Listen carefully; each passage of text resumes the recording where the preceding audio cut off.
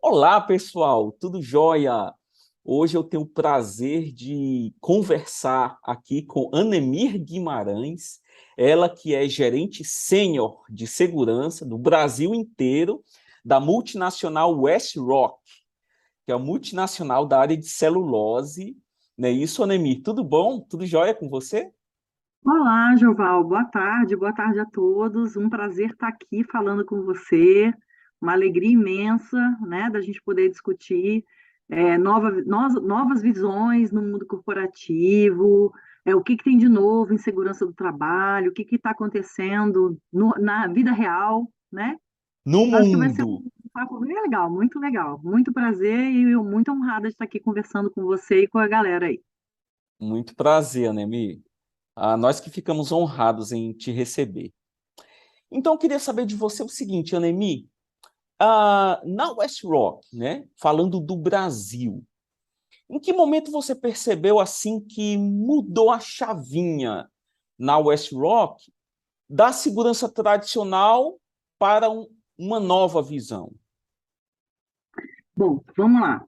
Bom, primeiramente, Juval, eu queria falar para você que nós temos valores, né, importantíssimos que norteiam a nossa companhia, né? São eles respeito, integridade, excelência, alguns comportamentos também de comunicar o porquê, alinhar o objetivo, empoderar as pessoas. Quando você junta tudo isso, né, uma empresa que tem essa linha, ela tinha que mudar esse pensamento, tá? Veio de fora isso, a gente é uma empresa multinacional, como você falou, então, a gente começou nos grandes debates entre a própria turma de segurança, né, e o CEO. Claro, né, toda mudança é alavancada aí, se o CEO não quiser fazer, a gente não vai para frente. Você sabe Exatamente. como é que funciona em todo lugar, né?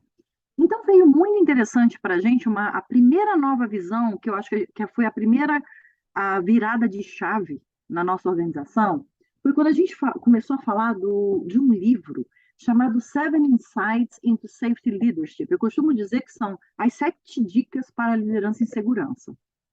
O que acontece com esse livro, O né, do Dr. autor, Thomas, os autores, na verdade, Dr. Thomas Krause e Kristen Bell, do Bell Group, ok, tá? Anemir.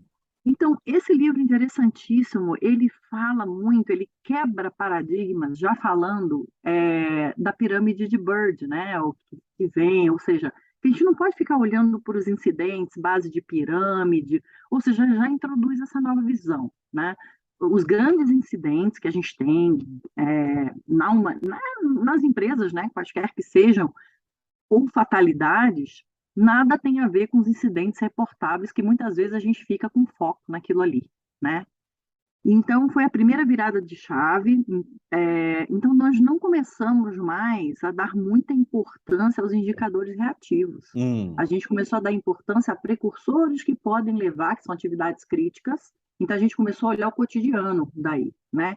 Que poderiam, de fato, levar a incidentes mais graves.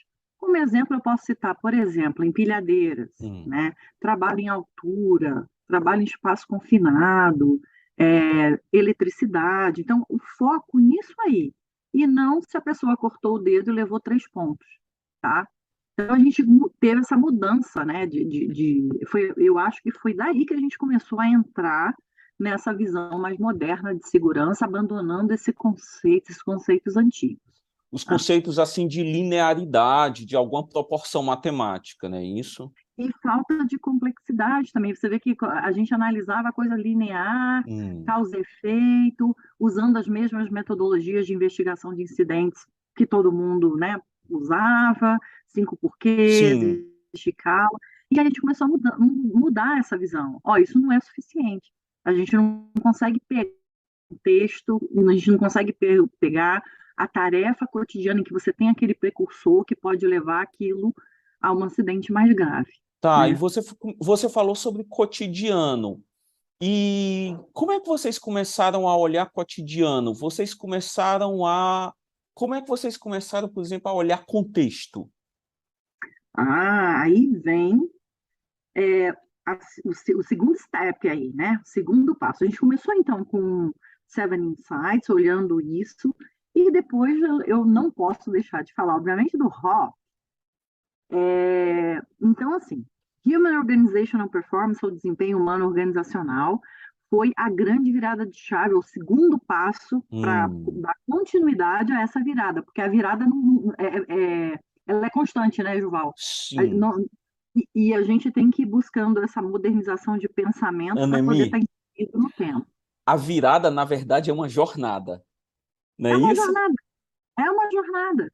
Eu te dei o início da jornada e a gente está no meio dela agora, Aham, com um novo conceito, uma filosofia, né, que a gente introduziu esse ano. Inclusive, aqui queria agradecer, né, ao time de segurança diferente, né, e a você, que nos encaminhou aí nessa jornada de forma brilhante, excelente. Nós aprendemos muito aí com esse time, tá? E obrigado, isso Anemi. veio novamente de decisão, né, lá da nossa matriz. Nós temos uma diretora de HOP e a gente teve que bolar como é que a gente ia fazer isso de forma aqui no Brasil. Né? Você sabe que as diferenças culturais importam Isso. totalmente para a gente poder dar contexto. Então, nós montamos um programa de implementação do HOP. E o HOP é muito importante porque justamente os 5 princípios é que fazem com que a gente possa ter essa mudança de mindset, é uma filosofia. Então, é uma filosofia em que admite-se o erro, né? Ou seja, a gente voltou a ser humano, né? Ou seja, podemos errar. Hum, Não só podemos, como vamos errar, vamos né? errar. É só quando vamos errar. Uhum. E a forma como a liderança ou como nós respondemos a essa falha importa totalmente, inclusive linkando ao nosso propósito. O propósito da Westrock é um propósito muito bonito. São 2 frases de muita significância. A primeira frase, ou a primeira declaração do nosso propósito, é inovar com ousadia. Com Como a ousadia, gente olha só. inovar com ousadia? Como a gente pode inovar se a gente não experimentar ou não tiver a liberdade para experimentar? Os grandes inventos, tudo que a gente tem, né, na humanidade, o dia a dia da humanidade, você vê todas as grandes invenções, os grandes cientistas fizeram por meio da experimentação E do e erro? falharam. E do Champanhe, erro, post-it, né? E a lista seria enorme. a lista é enorme, a lâmpada e por aí vai, né? Aham. Então, se a gente quer inovar de verdade, a gente tem que conceber o erro e ver isso como parte do processo, né? E não ficar culpabilizando, ah, não, porque roupa. Então, a gente não está mais atrás disso. E isso alavancou, né, a área de inovação e a Legal. nossa mentalidade inovativa, alinhada ao nosso propósito. Então, a WestRock contratou na sua matriz, lá nos Estados Unidos, a diretora de HOP e ela Exato. traçou essa disseminação para o mundo todo. Isso. A nossa diretora é Helen Harris, especializada no tema, né, uma pessoa de muito renome lá fora. E ela também nos deu a diretriz e falou, olha, vamos fazer dessa forma e como que a gente pode fazer aí no Brasil, e foi quando a gente pôde juntos, né, fazer essa construção. Aliás, por Legal. falar em construção, eu gostaria de entrar na página do nosso grande livro, né, o Os livro 5 base, princípios. os 5 princípios, né, de performance humana do Dr. Todd Conklin, que é o nosso livro base. Então, a gente passou de um livro base de Seven Insights para 5 princípios. A capa desse livro é um jogo, né? É o Jenga. E Uhum. Jenga é uma palavra de raiz africana, né? Não o Jenga em si, mas o dialeto que está associado a ele, né? Que é falado no Quênia, na Nigéria, e que tem o significado de construir. Então, o que a gente está fazendo aqui na West Rock é construindo essa cultura, mudando, tentando ou incutindo o mindset de que culpar não resolve nada e que todo mundo vai errar. E que se a gente quer atingir o nosso propósito, de inovar com ousadia, a primeira fase, e a segunda é embalar com sustentabilidade. Então, se a gente quer ter sustentabilidade nos negócios, de novo a gente retoma para o hop. Ou você tem liberdade para poder fazer, e a gente pega e olha o contexto, e a gente estuda os processos para fazer essa melhoria contínua, é isso que dá sustentabilidade ao negócio. Se a gente não for no rumo da melhoria contínua, a gente não consegue essa sustentabilidade, né? A gente pode até regredir. Que, aliás, o livro Seven Insights, ele fala, né, que ou você bota a cultura, pode ser para melhor ou para pior, Aham. dependendo de que você vai ver. É muito engraçado, é muito interessante a forma como o autor aborda, né? Que a cultura ela pode ir para melhor ou para pior.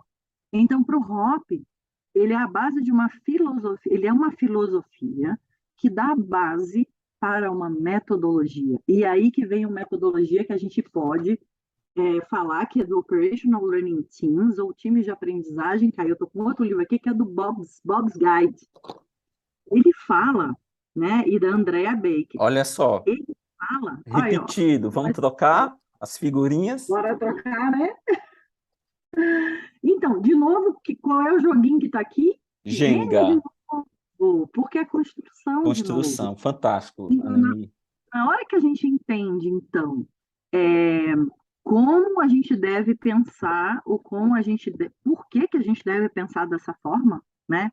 Automaticamente a gente consegue levar esses conceitos para essa metodologia fantástica, e ela é que promove a melhoria contínua, a excelência operacional, e isso a gente está vendo na prática. E Fantástico. eu gostaria de compartilhar com vocês alguns exemplos bem práticos, porque às vezes a gente fica na teoria, né? Vem às vezes um novo trend, ou uma Uma filosofia modinha, né? moderna, ou uma modinha, né? E o Hop não é modinha. O Hop ele resgata o ser humano, na verdade, né? E ele coloca mais perto aí a parte técnica com a parte psicológica e para a gente entender um contexto técnico na visão das pessoas, né? Legal. Vamos já Eu falar acho sobre fantástico. exemplos aqui, mas ficou muito claro, Anemir, não só uma virada de chave, não é uma coisa pontual e linear. Ficou muito claro aqui a jornada que vocês estão. Deu para entender o começo e onde nós estamos hoje, né? Onde vocês estão hoje. Excelente, Anemir. Muitíssimo Legal. obrigado. Até a próxima. Ah